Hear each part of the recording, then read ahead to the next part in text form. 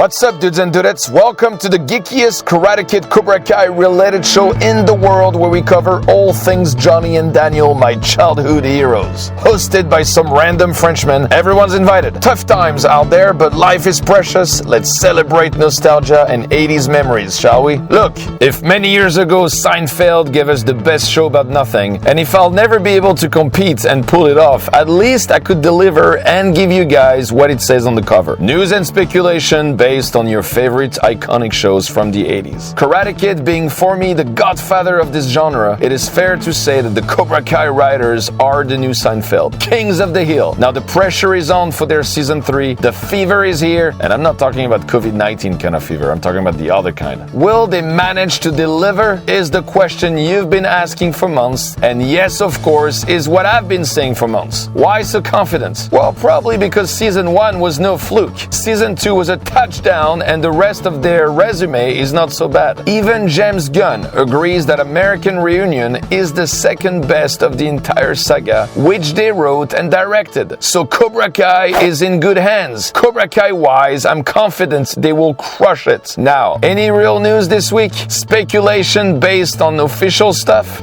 Yes, and yes. Hayden Schlossberg gave us real clues on the Cobra Kai schedule for the next few weeks. Months. And based on his tweets, we know that there will be no trailer in April, but sooner than we think. Why the delay? Well, everyone on YouTube has been going at it, giving their 2 cents about release dates and everything. And I've been silent. But now is the JCVD wannabes' turn to give my 2 centimes. That's 2 cents in French, by the way. Okay, so last week is when investors in France have started to gear up and resume promoting certain products. Why? Well, because when it comes to COVID-19, France is 3 months behind China, 3 weeks behind Italy, and a few days behind Spain. Marketing has slowly started again, but why now? Well, the virus finally reached its peak in cases and casualties. This thing has plateaued and has started to slowly go down for the last 13 days. In other words, there is finally hope, and theaters, for example, could reopen as early as next month in one capacity or another. Now, a series of Cobra Kai's magnitude needs promotion, talk shows, radio shows, podcasts, tours, panels at conventions, etc., etc. So I can almost guarantee that the producers over at Sony are aware of the current uncertainty and have to wait for this thing to peak, plateau, and slow down in the US as well before giving us a date. Same pattern has been observed in every European country. Look,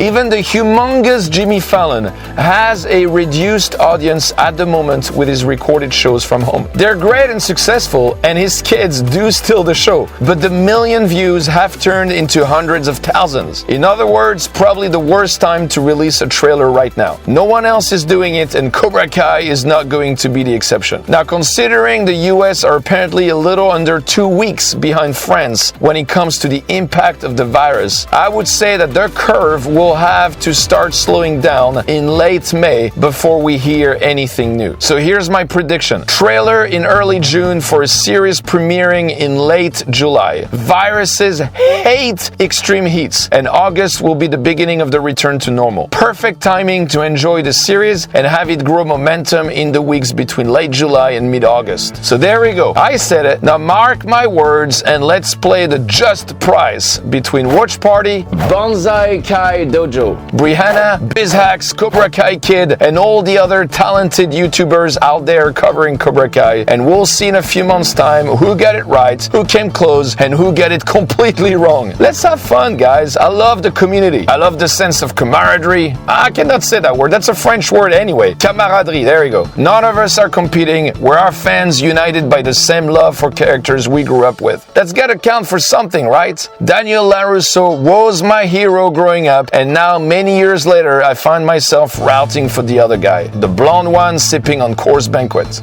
Daniel and Johnny are my dudes, and I love these characters the way some used to love Jack and Rose or Bill and Ted. I wanted to honor them, and so me and my mate worked on a little something. I teased a few seconds of it last week, but now here's the full clip, so there we go. Here's to the most fascinated love and hate relationship out there. Yes, Johnny and Daniel. Enjoy, guys. See you in a few seconds.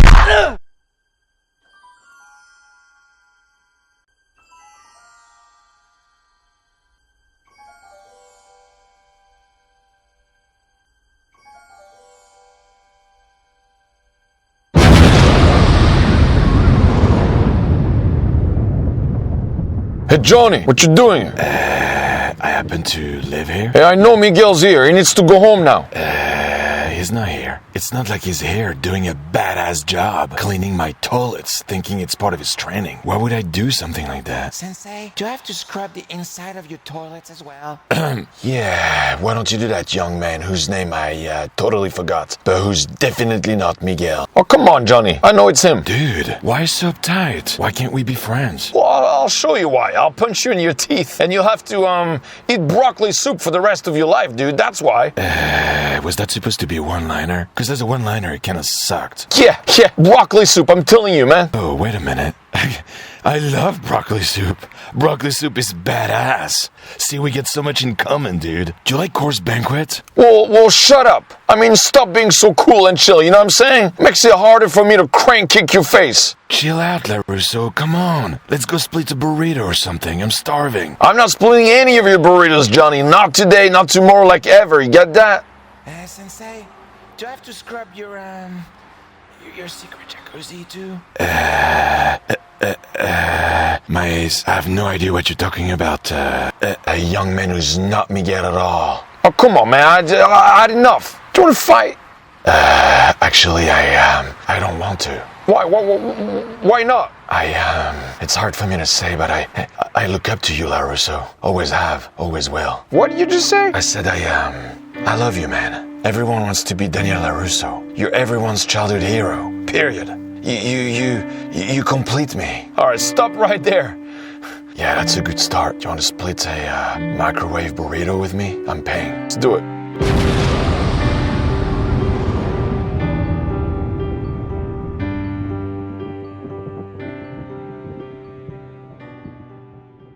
Now, every episode, I will answer a question you ask in the comments. This week, I will give you my favorite poster of all time. And I'll be honest, it has huge sentimental value, so it's not going to be on its graphic design merits, but rather what I feel inside every time I see it. And it's a poster from Mr. Boba Fett, Yoda, Millennium Falcon designer himself, Joe Johnston's first film, Honey, I Shrunk the Kids. But I'm not talking about the regular one you see on DVDs or Blu-rays. I'm talking about vintage 1989 version with the Roger Rabbit short film mini poster on the poster itself. Yes, love myself some Rick Moranis. Huge fan. Favorite poster, best memories. What's yours? Please let me know in the comments what your favorite movie poster of all time is. Which one gets you in the lower stomach, you know? That sort of a butterfly nostalgic feeling. Tell me. And don't forget to ask me another question I will be answering next time. But until then, 1 million views, guys, and all thanks to you. Thank you for your interest in the content I create. And don't forget to subscribe if you want to see more videos like this one or news and speculation on all things Cobra Kai and other iconic 80s films. And until next time, dudes and dudettes, live long and strike first. Kirk out.